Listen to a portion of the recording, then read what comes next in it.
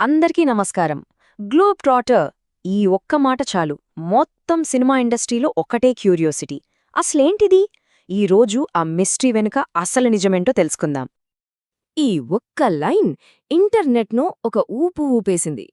ఇది కేవలం ఒక పాట కాదు, ఒక సరికొత్త హీరో వస్తున్నాడన్న హింట్ అన్నమాట.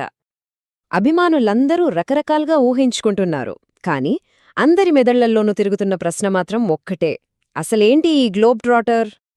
సరే, ఇక ఈ కన్ఫ్యూజన్కి ఫుల్ స్టాప్ పెట్టి అసలు విషయమేంటో చూసేద్దాం రండి.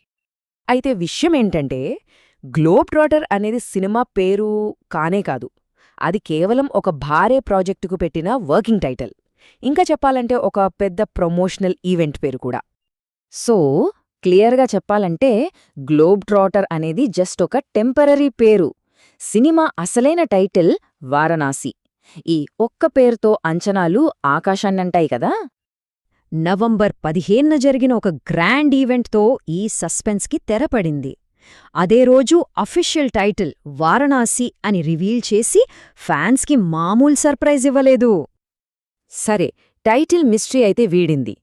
కానీ ఇంతటి భారీ సినిమాను తెరకెక్కిస్తున్న ఆ మాస్టర్ మైండ్స్ ఎవరు? పదండి ఆ పవర్ హౌస్ టీంని ఒకసారి చూద్దాం. చూడండి, సాక్షాత్తు దర్శకధీరుడు రాజమౌళి డైరెక్షన్, దానికి తోడు ఆస్కార్ విన్నర్ కీరవాణి మ్యూజిక్, ఇక లీడ్లో మహేష్ బాబు, ప్రియాంక చోప్రా, ఇలాంటి ఒక డ్రీమ్ టీమ్ సెట్ అయితే ఇక అది విజువల్ వండర్ కాక ఇంకేమవుతుంది? రాజమౌళి మార్క్ అంటేనే గ్రాండియర్ కదా. ఈసారి ఆయన మనల్ని ఏకంగా ఆఫ్రికన్ అడవుల్లోకి తీసుకెళ్లబోతున్నారు. ఒక థ్రిల్లింగ్ యాక్షన్ అడ్వెంచర్ జర్నీ అన్నమాట. ఇంత పెద్ద కథ, మరి హీరో ఎలా ఉండాలి? మనం మొదట్లో విన్న ఆ పాట లైన్స్లోనే మన హీరో క్యారెక్టర్కి సంబంధించిన కొన్ని హింట్స్ ఉన్నాయి. పదండి వాటిని డీకోడ్ చేద్దాం. వేగాన్నే శ్వాసిస్తూ పెను గాలాయి తిరిగేలే. అబ్బా, ఈ మాట వింటుంటేనే అర్థమవుతోంది. మన హీరో స్పీడ్గా వెళ్లేవాడు కాదు, అతనే ఒక పెను తుఫాను. అంటే దాని అర్థమేంటి? మన హీరో ఒక మామూలు మనిషి కాదు, ఒక న్యాచురల్ ఫోర్స్, ఒక ప్రకృతి శక్తి. మరి అలాంటి శక్తిని ఆపడం ఎవరితరం? ఇక్కడి నుంచి కథనం ఇంకా ఇంటెన్స్ అవుతుంది. సంహారి, సంహారి, మృత్యువుపై తన స్వారీ. సంహారి అంటే డిస్ట్రాయర్, వారణాసి అంటే శివుడి నగరం. మరి ఈ సంహారికి ఆ శివుడికేమైనా కనెక్షనుందా? దీనికి రెండే అర్థాలుండొచ్చు.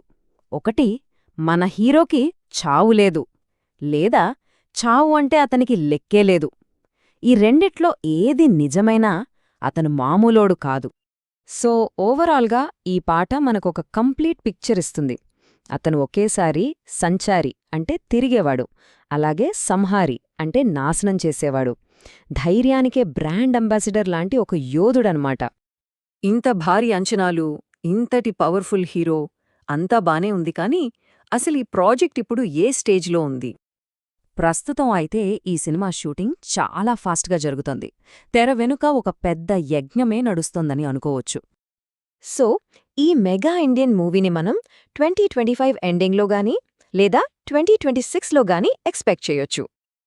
ఇవన్నీ మనల్ని చివరికి ఒకే ఒక్క పెద్ద ప్రశ్నకు తీసుకువస్తాయి. ఆఫ్రికా అడవుల్లో జరిగే అడ్వెంచర్కి మన పవిత్ర క్షేత్రం వారణాసికి లింకేంటి? ఈ రెండు డిఫరెంట్ ప్రపంచాలని రాజమౌళి ఎలా కలుపుతారు? బహుశా ఇదే ఈ సినిమాలోని అసలు మ్యాజిక్కేమో.